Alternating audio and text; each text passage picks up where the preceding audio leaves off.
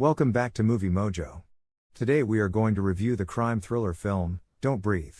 If you enjoy our content, don't forget to like and subscribe. We upload multiple times daily. Spoilers ahead. Rocky, Alex, and Money, three Detroit pals, burgle the mansion of the rich owners. They start grabbing the nicest goods they can get their hands on as Alex turns off the security system. After finishing, they run and chuck a rock through the plate glass door. Rocky resides with her younger sister Diddy, their controlling mother Ginger, and Trevor, who is Ginger's lover. Rocky assures Diddy that she will secure their escape so they can begin afresh in California. Alex lives with his active police father, who works double shifts at the neighborhood police station and is never at home. Alex searches for wealthy targets to loot using his father's computer connections. Money receives a tip about a man living in a residence with more than $300,000 in cash hidden away from one of his connections. According to reports, the father is a war veteran who now lives alone as a result of his daughter's passing in a vehicle accident. Rocky supports the idea because it might be the final heist they ever have to carry out, but Alex isn't on board. Rocky eventually convinces him to give in since he has a crush on her despite the fact that she is with Money.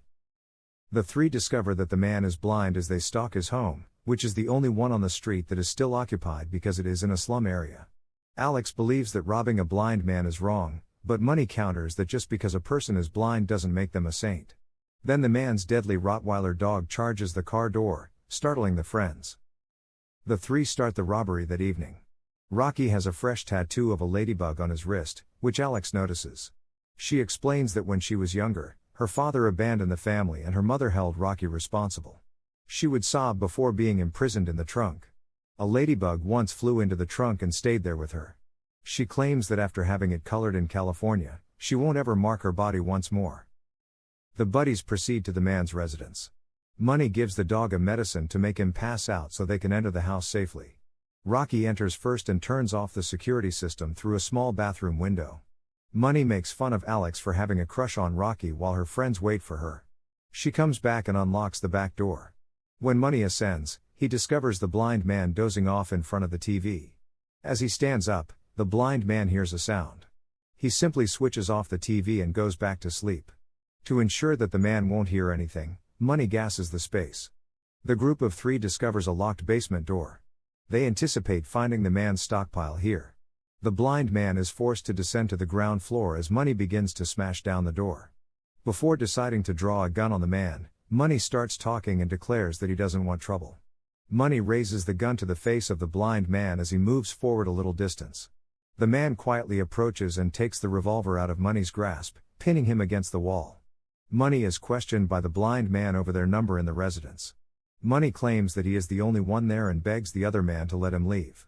The blind man lets go of Money, but not before shooting him in the neck and skull. Rocky hides in the closet as he drops Money's body on the ground. A safe containing his money is opened by the man once he arrives. As he departs, Rocky notices the code, 2978.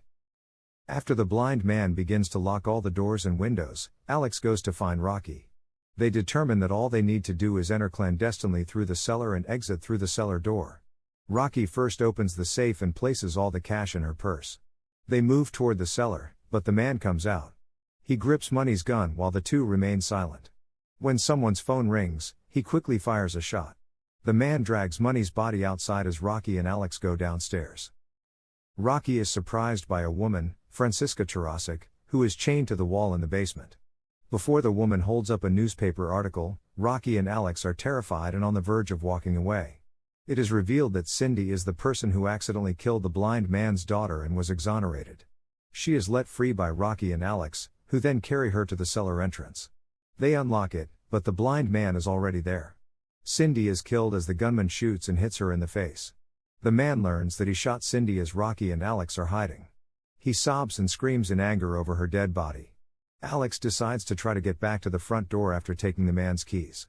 The blind man shuts off the lights in the basement, leaving everyone in complete darkness as he and Rocky make their way back upstairs. As the man fires the gun, Rocky and Alex search for one another. Prior to Alex calling her name, Rocky was about to touch the blind man. Alex is caught by the blind man, who tries to shoot Alex but his weapon is empty. He is caught when Alex lowers a shelf on him. Rocky and he sprint upstairs. Alex uses a crowbar to keep the door from opening. When he and Rocky attempt to open the door, they discover that the dog has awakened and is prepared to attack. The dog is contained in a room while they flee from it.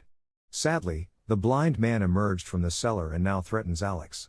He appears to impale him with garden shears while repeatedly punching him in the face. Rocky is then knocked unconscious as well by him. Rocky awakens imprisoned in the same location as Cindy in the basement. She informs the blind man that his daughter won't return if he does this. That's not fully true, he claims. He would have released Cindy after she gave birth if she hadn't been impregnated in order to give him a kid to make up for the one she killed. He considers Rocky responsible for the death of Cindy and his unborn child. He rips a hole in Rocky's pants and takes a baster that is loaded with a sample of his semen. He gets ready to conceive Rocky, but fortunately Alex got up and grabbed a hammer. He frees Rocky by giving the blind man a blow to the head. The man is handcuffed to a pole. She begins to kick him before forcing the baster down his mouth. Since the man could easily tell the police that Rocky and Alex broke in, they choose to leave him alone and refrain from calling the police. To exit, the two go back upstairs. The blind man had risen up when they open the front door, and he shoots Alex to death. Just as the man opens the door for the dog, Rocky bolts out.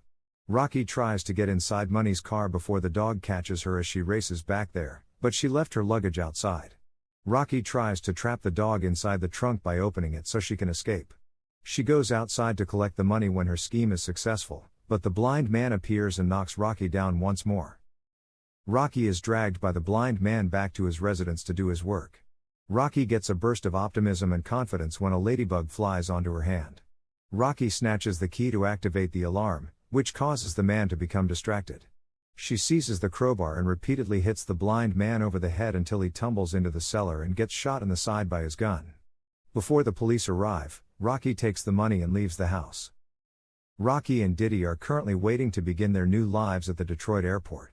The blind man was discovered alive, only 2 robbers were believed to have broken into his home, and Rocky had slain both of them, according to a news broadcast Rocky later saw on television. When Rocky starts to feel uneasy, she takes Diddy with her and never looks back. Thank you for watching and don't forget to like and subscribe.